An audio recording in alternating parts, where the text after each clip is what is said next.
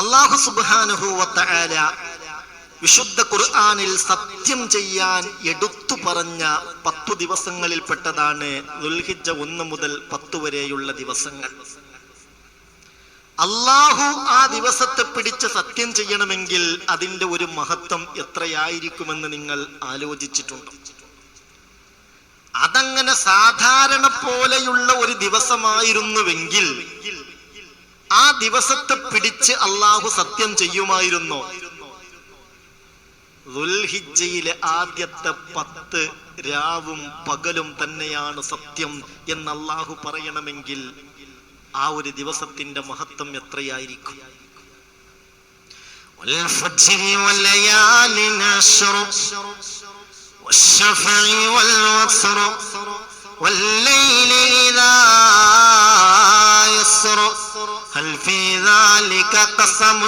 വിശുദ്ധ ഖുർആൻ വളരെ കൃത്യമായി പറയുന്നുണ്ട് മുഅ്മിനേ, വൽ ഫജ്ർ, ഫജ്റിനെ തന്നെയാണ് സത്യം. വലയാലിൻ അശ്ർ, 10 രാത്രികളും. ഏതാണ് ഈ 10 രാത്രി? ഈ 10 രാത്രി ഏതാണ്? അശ്റുൽ ഹിജ്ജ, ദുൽഹിജ്ജയിലെ ആദ്യത്തെ 10 രാത്രികളാണ് അതിന്റെ ഫജ്റും അതിന്റെ പ്രഭാതവും. അപ്പോൾ ഇൻഷാ അല്ലാഹ് ഈ ദിവസങ്ങളെ അതിന്റെ മഹത്വം ഉൾക്കൊണ്ട് വേണ്ട വിധം ഉപയോഗപ്പെടുത്താൻ നമുക്ക് സാധിക്കണം. അങ്ങനെ ഒരു പ്രതിജ്ഞ നമ്മൾ എടുക്കണം. എന്തുകൊണ്ട്? ദുൽഹിജ്ജയിലെ ആദ്യത്തെ 10 ഉപയോഗപ്പെടുത്താൻ കഴിയാത്തവർക്ക് നാശം, നഷ്ടം, പരാജയം എന്ന് മഹാനായ മുത്ത് മുഹമ്മദ് മുസ്തഫ സല്ലല്ലാഹു അലൈഹി വസല്ലമ തങ്ങൾ പറഞ്ഞിട്ടുണ്ട്. ശ്രദ്ധിക്കണില്ലേ? ഈ പറയുന്നത് ശ്രദ്ധിക്കണില്ലേ? ദുൽഹിജ്ജയിലെ 10 ദിവസങ്ങൾ ഉപയോഗപ്പെടുത്താൻ തൗഫീഖ് കിട്ടാത്തവർ, അവർക്ക് നാശം. അന്നബി ദർദാഇ റളിയല്ലാഹു അൻഹു അന്നഹു ഖാല നബി സല്ലല്ലാഹു അലൈഹി വസല്ലം. സഹോദരാ ശ്രദ്ധിക്കണേ, സഹോദരി ശ്രദ്ധിക്കണേ. മഹാനായ അബൂ ദർദാ റളിയല്ലാഹു അൻഹു പറയുകയാണ്, അലൈക്കും ബിസൗമി അയ്യാമിൽ അശ്ർ وإكثار الدعاء والاستغفار والصدقة فيها فإني سمعت نبيكم محمدا صلى الله عليه وسلم يقول. അബൂ ദർദാ റളിയല്ലാഹു അൻഹു പറയാണ്, നിങ്ങൾ ഈ ദുൽഹിജ്ജയിലെ ആദ്യത്തെ 10 ദിവസങ്ങളിലെ അതിൽ പരമാവധി 1 മുതൽ 9 വരെ നോമ്പെടുക്കാൻ പറ്റുമെങ്കിൽ അതിന് ശ്രമിക്കണം. കഴിയുന്നവർ അതിന് പരിശ്രമിക്കണം.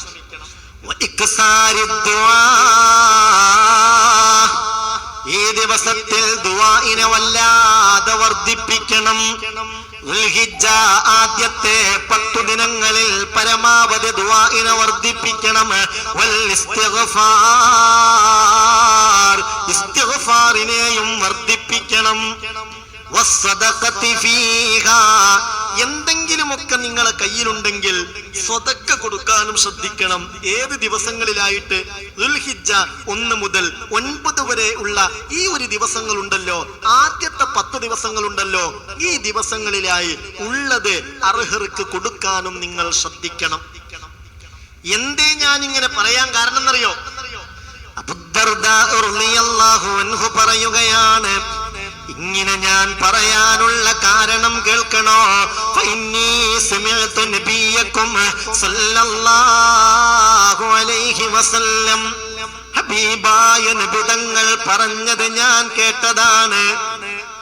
അൽ വൈലു അൽ വൈലു ലിമൻ ഹുരിമ ഖൈറ അയ്യാമിൽ അശ്ർ.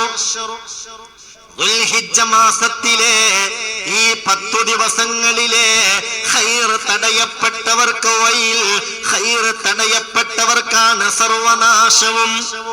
ദുൽഹിജ്ജയിലെ ആദ്യത്തെ 10 ഒരു ദിവസം പോലും നോമ്പെടുത്തില്ല, ദുആ ചെയ്തില്ല, ഇസ്തിഗ്ഫാർ വർദ്ധിപ്പിച്ചില്ല, ദാനധർമ്മത്തിന് യാതൊരു പരിഗണനയും നൽകിയില്ല, അവർക്കാണ് സർവനാശവും.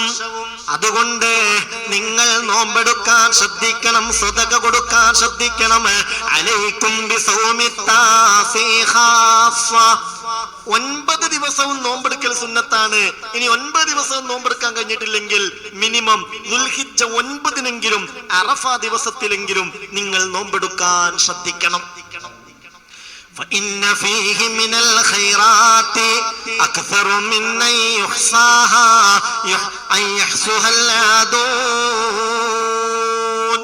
എണ്ണിത്തിട്ടപ്പെടുത്താൻ കഴിയാത്ത മഹത്വമാണ് ആ ദിവസത്തിനുള്ളത്, അറഫ ദിവസത്തിനുള്ളത് എന്ന് മഹാനായ അബൂദർദാ റളിയല്ലാഹു അൻഹു ദുൽഹിജ്ജ 1-ന്റെ രാവാണെന്ന് ബോധ്യപ്പെട്ടാൽ ചെയ്യേണ്ട പ്രധാനപ്പെട്ട ഒരു കാര്യം മഹാന്മാരായ ഉലമാ രേഖപ്പെടുത്തുന്നു, ഒരു തവണയെങ്കിലും സൂറത്തുൽ ഹജ്ജ് ഓതണം.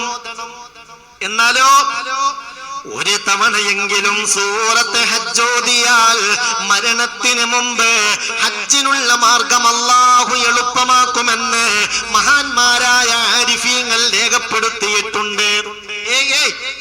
അതേ ഹജ്ജ് ചെയ്യാൻ തൗഫീഖിന് വേണ്ടി ദ്വാരക്കണേ.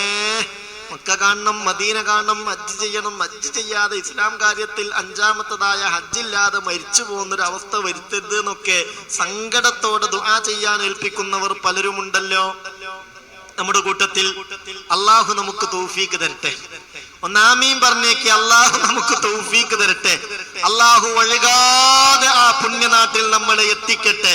ഹജ്ജിന് തൗഫീഖ് കിട്ടും. ദുൽഹിജ്ജ മാസത്തിലെ ആദ്യത്തെ രാത്രിയിൽ ഒരാൾ സൂറത്തുൽ ഹജ്ജ് ഓതിയാൽ, ദുൽഹിജ്ജ 1-ന്റെ രാവാണെന്നറിഞ്ഞാൽ, വൽ ഫജ്രി വലയാലിൻ അശ്ർ വശഫഈ വൽ വത്ർ വല്ലൈലി ഇദാ യസ്ർ. ഈ പവിത്രമായ സൂറത്തുൽ ഫജ്ർ ഉണ്ടല്ലോ, അത് ഓതൽ സുന്നത്താണ്. ഹബീബായ നബി തങ്ങൾ പറഞ്ഞിട്ടുണ്ട്. ഫത്ഹുൽ മുഈനിൽ മഹാനായ സൈനുദ്ദീൻ മഖ്ദൂം തങ്ങൾ രേഖപ്പെടുത്തിയിട്ടുണ്ട്. അത് ആദ്യത്തെ രാവിൽ മാത്രല്ല, ദുൽഹിജ്ജയിലെ ആദ്യത്തെ 10-ൽ എല്ലാ രാത്രിയിലും സൂറത്തുൽ ഫജ്ർ ഓതൽ സുന്നത്താണ്. അല്ലാഹു തൗഫീഖ് തരട്ടെ. ആമീൻ പറയണേ. അല്ലാഹു തൗഫീഖ് തരട്ടെ. പിന്നെ കഴിയാണെങ്കിൽ ഖുൽ ഹുവല്ലാഹു അഹദ് എന്ന സൂറത്ത് വർദ്ധിപ്പിക്കുക. ഒരു 200 ഖുൽ ഹുവല്ലാഹു അഹദെങ്കിലും ഓതാൻ കഴിഞ്ഞാൽ അൽഹംദുലില്ലാ വലിയ റാഹത്തായിരിക്കും. 200 ഖുൽ ഹുവല്ലാഹു അഹദ്. ബഹുമാനപ്പെട്ട സൈനുദ്ദീൻ മഖ്ദൂം തങ്ങൾ ഫത്ഹുൽ മുഈനിൽ 200 അദദ് പറഞ്ഞിട്ടുള്ളത്, എണ്ണം പറഞ്ഞിട്ടുള്ളത്. ശ്രമിക്കുക. അല്ലാഹു തൗഫീഖ് തരട്ടെ. ഇങ്ങനെയൊക്കെ ഒരാളെ മാസത്തെ ആദരിച്ചാൽ, ഇതിന്റെ രാവിനെയും പകലിനെയും ഉപയോഗപ്പെടുത്തി ദുആ വർദ്ധിപ്പിച്ചു, നോമ്പിന്റെ കാര്യം ശ്രദ്ധിച്ചു, ഇസ്തിഗ്ഫാർ ശ്രദ്ധിച്ചു, സദഖയുടെ കാര്യം ശ്രദ്ധിച്ചു. അങ്ങനെ മൻ അക്രമ ഹാദിഹിൽ അയ്യാമൽ അശറത അക്രമഹുല്ലാഹു തആല ബിഅശ്രി കറാമാത്ത്.